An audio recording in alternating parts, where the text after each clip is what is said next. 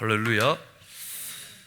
저희들 하나님 말씀 함께 봉독하시겠습니다. 함께 봉독하실 하나님 말씀 고린도후서 5장 17절로 21절 말씀, 저와 여러분이 한 절씩 교대로 봉독하시겠습니다. 그런즉 누구든지 그리스도 안에 있으면 새로운 피조물이라. 이전 것은 지나갔으니 보라 새 것이 되었도다.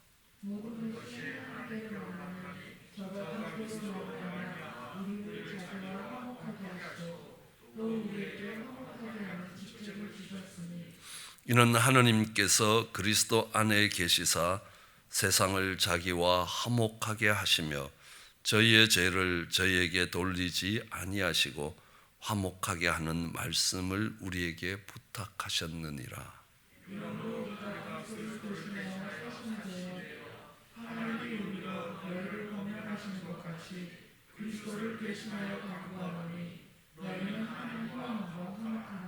함께 봉독하시겠습니다. 하나님이 죄를 알지도 못하신 자로 우리를 대신하여 죄를 삼으신 것은 우리로 하여금 저 안에 의가 되게 하려 하심이라. 아멘. 저희는 예배에 대해서 살펴보고 있습니다. 예배라는 것은 하나님과 우리와의 관계를 이야기하고 있습니다. 우리 형제와 자매의 관계를 우리는 펠로십이라고 이야기합니다. 그리고 세상과 우리의 관계에서 우리가 감당해야 되는 것을 선교와 전도라고 이야기합니다. 다른 표현으로는요, 리더십입니다. 왜냐하면 그들을 예수 그리스도 앞으로 인도해야 되기 때문에 인도자로 그들을 앞서서 예수님 앞으로 이렇게 데리고 오는, 그런 가까이 오는 그런 역할들을 감당하기 때문입니다. 그래서 예배를 워십이라고 했습니다. 하나님과의 관계입니다. 우리는 하나님이 나의 주가 되시고 나의 가장 소중한 분이시다. 주는 그리스도다. 내 삶의 가장 중요한 분은, 내 삶의 내 가치에 가장 먼저 되는 것이 예수님이다. 그런 고백이 우리와 하나님 사이의 관계를 설정해야 그것이 예배가 됩니다. 그리고 예배는 예의를 갖춘 만남입니다. 그리고 하나님이 베푸신 그 은혜와 사랑에 대하여 감사와 기쁨을 가지고 하나님을 섬기는 것이었습니다. 예배는 하나님이 찾으시는 예배가 있습니다. 하나님을 기쁘시게 하는 예배가 있습니다. 때로는 필요를 따라서 하나님이 구하시는 예배가 있습니다. 하나님이 필요로 하시는 예배가 있습니다. 오르난의 타작마당에서 드리는 제사와 같은 제사였습니다. 우리와 하나님 사이를 예배가 설정하고 있다면 우리와 하나님 사이에 지켜져야 되는 것은 10계명의 1계명에서 4계명까지입니다. 그 1계명에서 4계명은 예배에 대한 것이라고 볼 수 있습니다. 예배의 대상과 예배의 동기와 그리고 예배의 태도와 예배의 방법이라는 것입니다. 그리고 우리는 이스라엘 백성들이 지켜가는 절기를 통해서 예배에 담겨 있어야 될 의미들을 찾았습니다. 6월절입니다. 구원의 감격입니다. 그 6월절로부터 7일 동안을 우리는 무교절이라고 이야기합니다. 무교절은 뭐냐 하면 구원받은 자의 깨끗한 삶이 따라와야 됨을 이야기합니다. 그리고 그로부터 7주 뒤에는 77절, 오순절, 맥주의 초실절이라고 이야기합니다. 이런 초실절의 의미는 예수 그리스도의 부활이 우리의 삶의 부활이 되어야 된다는 의미입니다. 내려가던 이스라엘 백성들이 다시 약속의 땅을 향해 올라가기 시작합니다.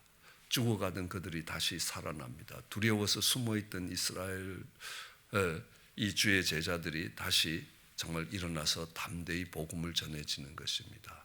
우리는 이것을 다르게 이야기한 부활이라고 이야기합니다.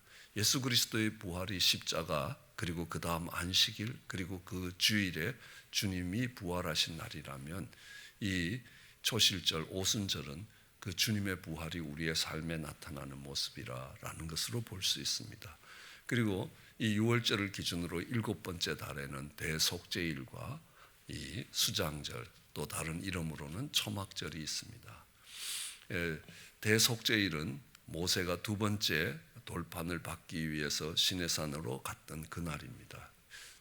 대제사장이 1년에 한 차례씩 지성소에 들어가서 이스라엘 백성들의 죄를 사하는 그런 날이 대속죄일입니다.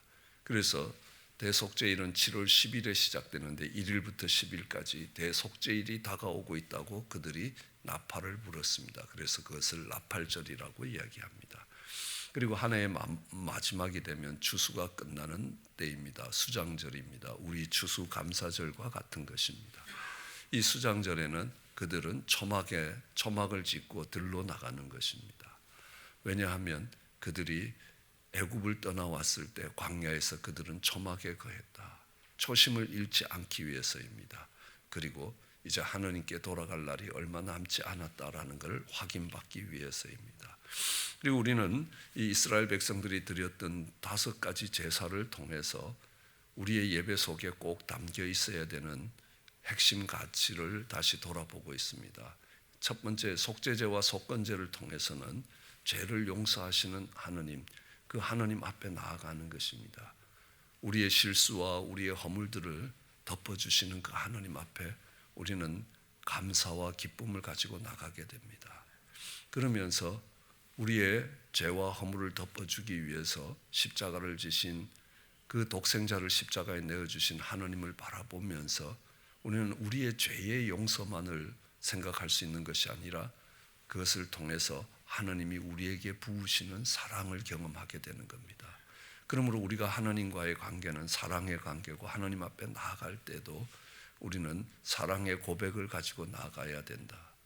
용서받은 자의 기쁨과 감사를 가지고 나가야 되지만 또한 하나님 앞에 나아갈 때 우리는 그 하나님이 베푸신 그 사랑에 대해서 정말 감사하며 또 우리 하나님을 사랑한다는 고백과 함께 하나님께 나아가는 것입니다. 아마 우리의 자녀들을 키워갈 때도 그렇지 않겠습니까? 자녀들이 자라면서 정말 실수하고 그러니까 잘못한 것들을 덮어주며 때로는 이웃집 유리창 깨면 그거 다 갚아주는 거 아닙니까? 그 속건제라고 이야기합니다. 손해의 배상에 관한 문제입니다. 그러면서 그 죄를 용서하시고 덮어주시고 또 감싸주시고 다시 일으키시는 그 부모님께 감사할 수 있습니다. 그러면서 자라면서 정말 우리 부모님이 우리를 얼마나 사랑하셨는가를 깨닫게 된다면 이제 그 부모님을 사랑한다고 고백하면서 부모님께 나갈 수 있습니다. 그리고 마지막으로 우리가 드릴 수 있는 이 핵심 가치가 바로 화목제입니다. 무엇보다도 화목하기를 원하시는 겁니다. 죄가 들어와서 갈라지면 서먹서먹합니다. 그 사람을 만나는 것이 불편해지는 것입니다. 근데 정말 이 죄들이 온전히 정리가 되고 가까워지면 인터머트 릴레이션십, 친근한 관계가 되면 정말 그를 만나는 것이 기쁨이 됩니다. 그걸 우리는 화목이라고 이야기합니다. 이 화목이라는 것은 이 히브리 말로는 샬롬이라는 겁니다. 화목제라는 말도 바로 샬롬, 샬라임 이렇게 해서 샬롬이라는 말에서 파생돼 나온 것입니다. 그러니까 이 성경이 또 하나님이 우리에게 갖고 계시는 가장 큰 핵심 가치가 바로 가장 높은 핵심 가치가 바로 샬롬이라는 겁니다. 오늘 우리가 읽은 본문에 의하면 화목해 하는 것이라는 겁니다. 화목해 하는 직책을 맡겨주셨다. 하느님이 정말 죄로 인하여 우리 사이가 갈라졌던 우리를 다시 화목해 하셨다.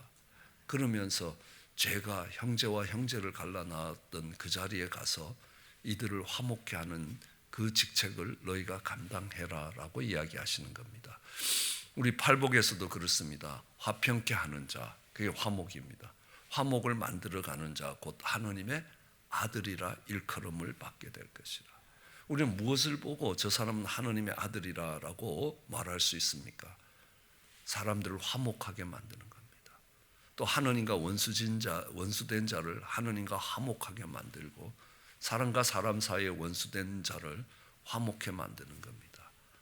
아마 예를 들면 이렇습니다. 두 사람이 싸워서 교회를 나오지 않는다.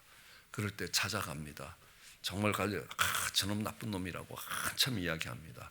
그래도 저 친구가 자기 가정을 얼마나 잘 지키고 있냐, 자녀들을 잘 양육하고 또 가정에 충실하지 않냐. 그래, 그게 좀 나빠도 가정 하나는 잘 지켜. 그러니까 옆에 가는 겁니다. 옆에 가서, 그러니까 저 친구하고 이야기를 하다 보면 또 상대방이 나쁘다고 막 이야기합니다. 그래도 그 친구가 너는 참 가정에 충실하고 그건 배울만 하다고 나한테 이야기하던데? 라고 이야기. 그 인간이 그런 이야기를 했냐고. 그리고 저 친구가 아무리 그래도 신용은 있지 않냐. 자기 말을 책임지고 얼마나 신용 있게 사냐는 겁니다. 어디 허튼 소리 하고 어디 부도내는 법을 봤냐? 아니요. 성질은 고약해도 저 인간 신용은 있다고. 다시 찾아갑니다. 네가 참 신용이 있어서 믿을만 하고 배울만 하다고 그런다던다. 그 다음 주일에 보니까 두 사람이 나란히 앉아서 예배를 드리더라는 겁니다. 이거는요, 화평케 하는 자라는 겁니다. 반대로 잘 지내는 사람한테 가서 제 이야기를 합니다. 그리고 또 여기 가서는 저런 이야기를 합니다. 그러니까 두 사람 사이가 갈라집니다. 뭐라고 이야기합니까? 마귀의 자식이라고 이야기합니다. 그 교회를 출석하고 안 하고로 하나님의 자녀를 평가하는 게 아니라는 겁니다. 화평케 하는 그 직책을 감당할 때 그가 하나님의 자녀라 일컬음을 받게 되는데, 그 반대되는 역할들을 감당할 때는, 그러니까 가서 막 흉을 봅니다. 저 사람 흉을 봅니다. 그러면요, 그 두 사람 사이가 서먹서먹해집니다. 불편해집니다. 갈라집니다. 즉 정말 지혜롭게 그 일을 하는 사람을 봤습니다. 제가 학교에 다닐 때 공부를 하는데 저희 선배님이 계셨습니다. 김바울 목사님인데요. 굉장히 이렇게 공부하시는 부분에 굉장히 탁월한 부분이 있었습니다. 그런데 그 옆에 있는 분이 교수님을 찾아갔습니다. 가서 교수님한테 참 그 친구 공부도 열심히 하고 또 열심히 하는 만큼 실력도 있고 다 보기가 좋다고. 거기까지는 좋은데 그 다음 말 한마디를 하더라고요. 옆에서 듣는데 이렇게, 교수님보다 더 똑똑한 것 같습니다.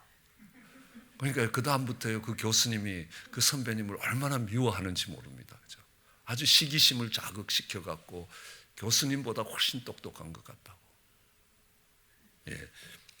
그 말의 목적이 무엇이겠습니까? 그 사이를 갈라내는 겁니다. 참 훌륭한 학생으로 교수님께 배워서 굉장히 우리 학교가 자랑스러워하는 학생이 될 겁니다. 이렇게 하면 그러니까 정말 두 사람 사이가 내가 좋은 제자를 뒀구나라고 할 수 있는데, 그 끝에 한마디를 더 하는 겁니다. 그는 굉장히 의도적입니다. 목적을 갖고 그 두 사람 사이를 갈라내기 위해서입니다. 선교지를 다녀온 우리 집사님이 이렇게 이야기합니다. 그 선교지에 갔더니만 그 선교사님 너무 고생하시더라. 이렇게 고생하시고, 내가 식당 한번 가도 정말 맛있는 저녁 대접을 하니까 눈물로 그 식사를 하고, 정말 내가 몇 년 만에 여기 오는지 모르겠다라고 이야기하는데, 그 고생하는 이야기를 쭉 합니다. 그래서 그 다음에 뭐라고 이야기하냐면, 그 선교 본부는 왜 그 선교사님 관리를 안 해주는지 모르겠다고. 그 선교 본부의 책임자가 저하고 굉장히 가까운 사이였습니다. 이 선교사님이 고생을 하기 때문에 정말 이 선교사님을 도와야 되겠다면, 목사님 제가 한 달에 100불이라도 한번 선교사님을 도와보려고 할 텐데 교회도 좀 함께 해주시면 안 되겠습니까? 그럼 참 기쁘게 받았을 겁니다. 근데 아니라는 겁니다. 그 이야기는요, 이게 무엇을 목적으로 하느냐라는 것들, 아마 본인은 그런 생각을 안 했을지 몰라도 그렇게 쓰임을 받을 수 있다는 사실입니다.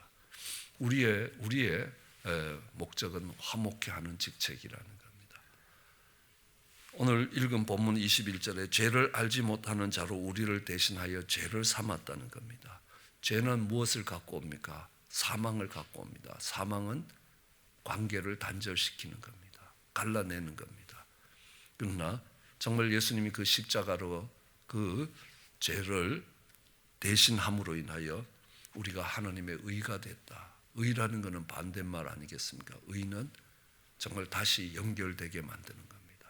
죄가 갈라지게 만든다면 의라는 것은 연결되게 만드는 것입니다. 하나님과 우리가 다시 연결되도록 예수님이 십자가를 지셨는데, 그것을 우리는 우리의 죄를 감당하셨다라고 이야기할 때 속죄죄입니다. 우리의 빼앗긴 권리를 되찾아 주셨다라고 이야기하면 속건죄입니다. 그것이 하나님의 사랑을 드러내셨다라고 이야기하면 번제입니다. 그 사랑을 통해서 형제를 사랑할 수 있도록 도전하시면 그거는 소제입니다. 그런데 그걸 통해서 하나님과 우리의 관계가 다시 회복되고 화목해 되는 직책이 화목해 되었다라고 이야기하면 그 십자가는 화목제라는 겁니다. 그리고 성경은 이 샬롬을 가장 높은 가치로 보고 있다.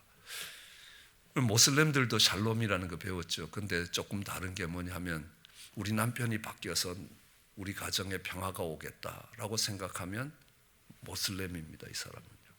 내가 바뀌면 우리 가정에 평화가 온다. 내 이름으로 일컫는 내 백성이 그 악한 길 떠나 스스로 겸비하여 기도하고 내 얼굴을 구하면 내가 고칠 것이다 라고 약속하십니다. 내가 하나님 백성이 되고 내가 악을 떠나고 내가 겸비하고 내가 하나님의 얼굴을 구하면 하나님이 그 땅을 고쳐주시겠다. 그때에 하나님이 고쳐주시는 것, 죄를 정리하시겠다. 아내와 남편, 부모와 자식, 형제와 형제 사이에 서먹서먹한 부분들을, 화목지 못한 부분들을 다 하나님이 정리하시겠다라고 말씀하시고 계십니다. 그래서 우리는 이 화목이라는 것하고 죄의 용서하고는 조금 다르다는 걸 알아야 합니다. 대부분 이 화목을 용서로 잘못 알아서 용서할 수 없다라고 이야기합니다.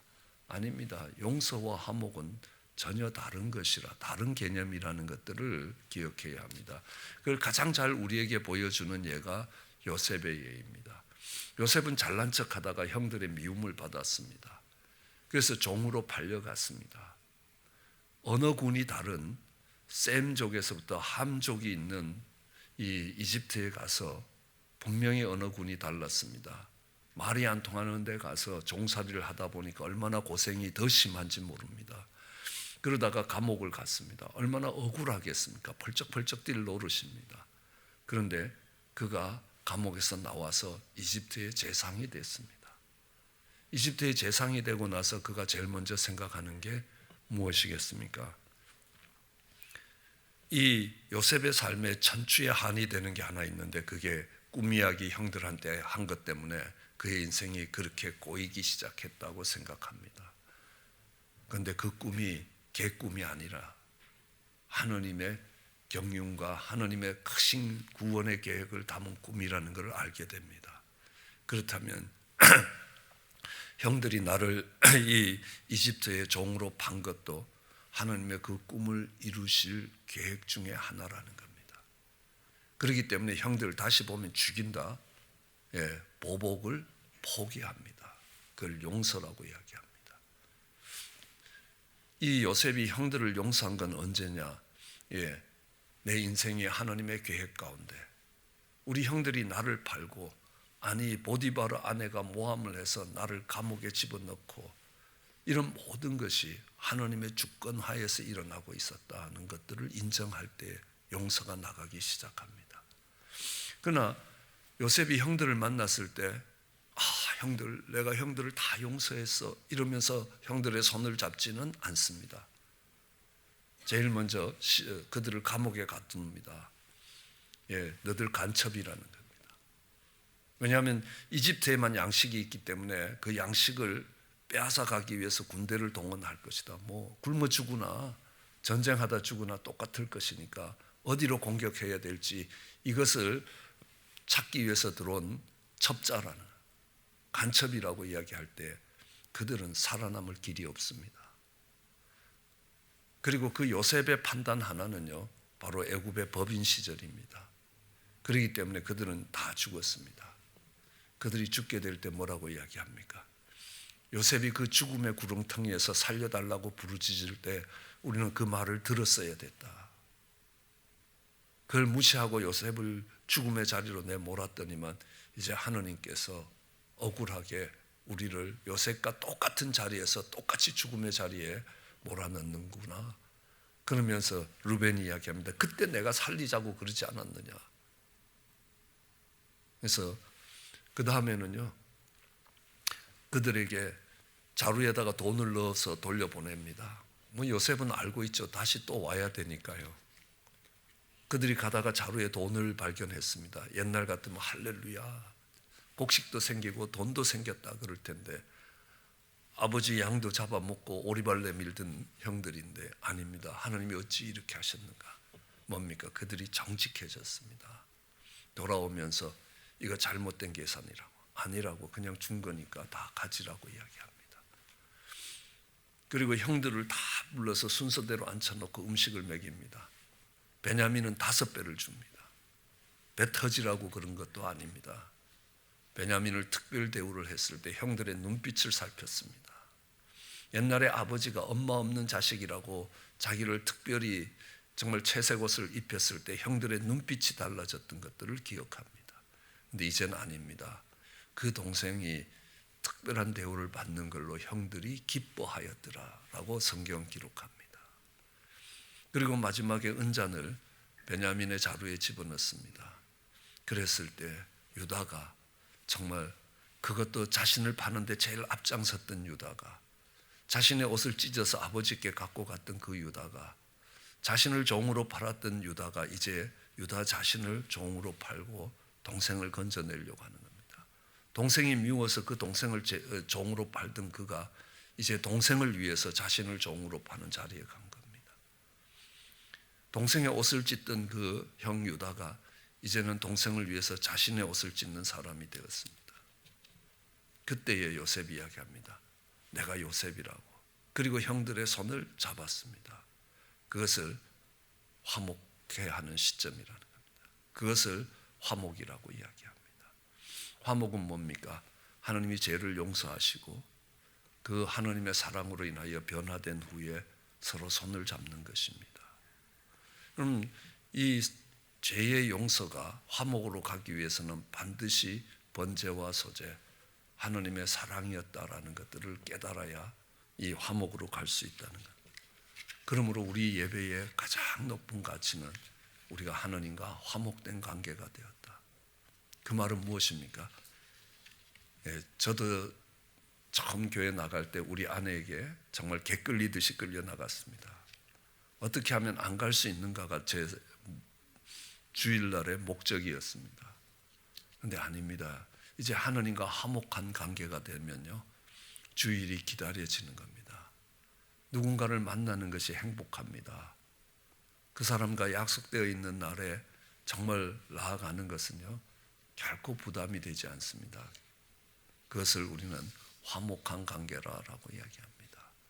하나님이 하나님과 우리를 그렇게 화목한 관계로 만드는 것이 목적이었고, 또 우리에게 정말 그 화목케 하는 직책을 우리에게 주셨다. 우리 예수님이 십자가를 지심으로 인하여 죄로 원수되었던 우리와 하나님의 사이를 화목하게 만들었다면, 너희가 지는 그 십자가로 인하여 너희와 정말 하나님이, 또 다른 사람과 하나님이, 또 다른 사람과 다른 사람의 관계가 화목해야 되는 그런 직책을 하나님이 부탁하셨다는 겁니다. 그것은 이제 언약적인 사귐이고, 그것은 교제와 연합을 상징하게 되는 것입니다. 그래서 이 화목 제물을 드릴 때는요, 소나 양이나 염소로 드리게 되어 있습니다.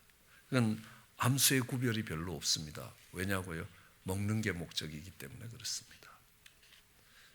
그러니까 하나님께 어떤 제사를 드리느냐라는 게 아닙니다.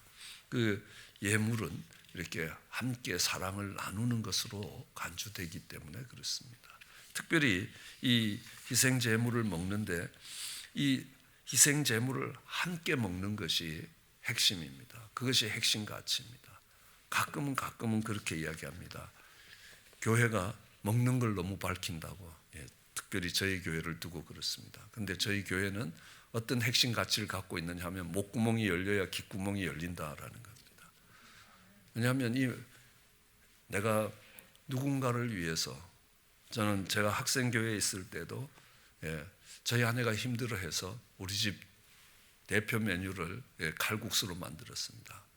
거기는 국수를 살 수 있는 가게가 없습니다. 국수를 팔지도 않았습니다. 그럼 열심히 국수를 만들어야 됩니다. 그런데 국수 반죽하는데 보통 4시간 걸렸습니다. 오늘 초대되는 사람들을 생각하면서 4시간 아들과 함께 그 반죽을 만들었습니다.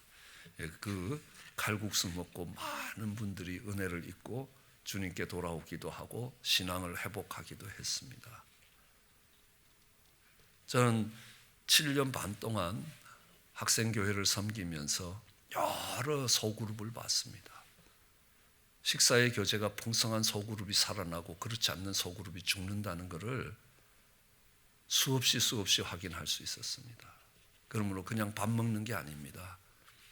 그를 초대하고 4시간 동안 그 식사 준비를 하는 동안에 그것은 저는 그렇게 생각합니다. 차려진 정성스러운 식탁이 맛있는 음식이 아니라 사랑의 섬김이기 때문에 그 사랑이 굳어진 사람들의 마음을 녹이는 겁니다. 저도 유학 가서 처음 시장이 어디 있는지 시장을 보러 갈 수 있는 차도 없을 때에 우리 믿음의 선배들로부터 한 달간 얻어먹었습니다.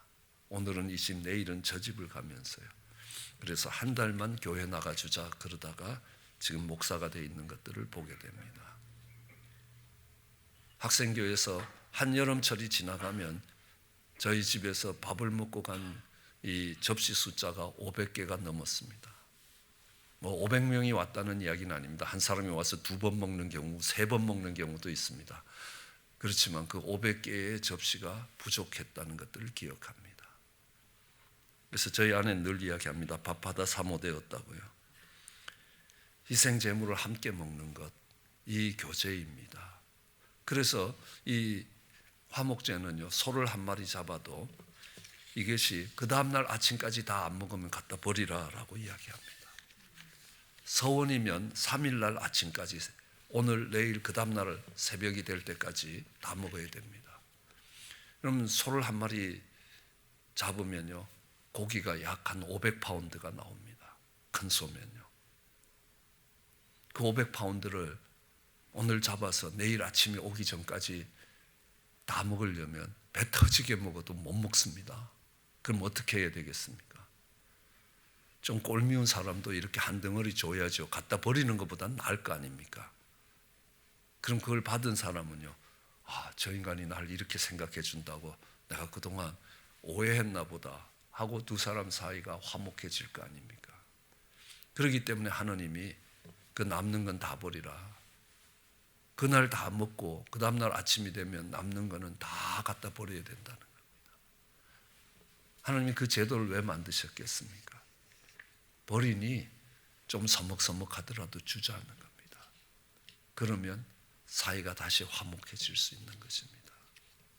그렇게 해서 하나님이 화목해 하시는, 그러니까 이 교회도 그렇습니다.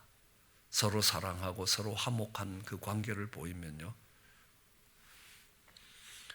마약을 담당하는 어느 전도사님이 이렇게 이야기합니다. 목사님, 그러니까 아내와 남편이 부부가 화목하면요, 자녀들 마약하라 그래도 안 합니다 라고 이야기합니다. 그런데 목사님, 참 유감스럽게도 이런 이야기들을 내가 교회에 가서 못합니다. 우리 갱생원에 들어와 있는 많은 사람들이 목사님 자제와 그리고 장로님, 권사님 자제들이 많기 때문에 그렇습니다. 그러니까 부부가 화목하면 그렇게 살아가는 모습을 보면서 너희가 내 제자인 줄 알 것이라는 겁니다. 교회 가서 열심히 예배는 드리는데 집에 와서 맨날 싸운다면요, 그 화목이 깨어지면 하나님의 생명의 역사들이 일어날 수가 없게 됩니다.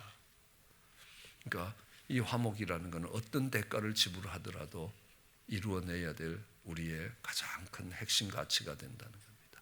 우리의 예배에 그 핵심 가치가 담겨 있기를 주의 이름으로 축원합니다. 기도하시겠습니다. 사랑 은혜가 많으신 하느님, 우리의 허물과 죄를 용서하시는 주님의 십자가를 바라보며 감사합니다 하는 그 십자가를 바라보며 하나님이 우리에게 부으시는 사랑이 얼마나 큰 것인가, 하나님 우리의 자아가 회복되게 하여 주심에 감사합니다. 또한 하나님과 화목된 관계로 하나님의 자녀로, 그것도 사랑하는 자녀로 하나님 다시 회복시켜 주시는 그 하나님의 그 화목케 하시는 그 직책에 감사합니다.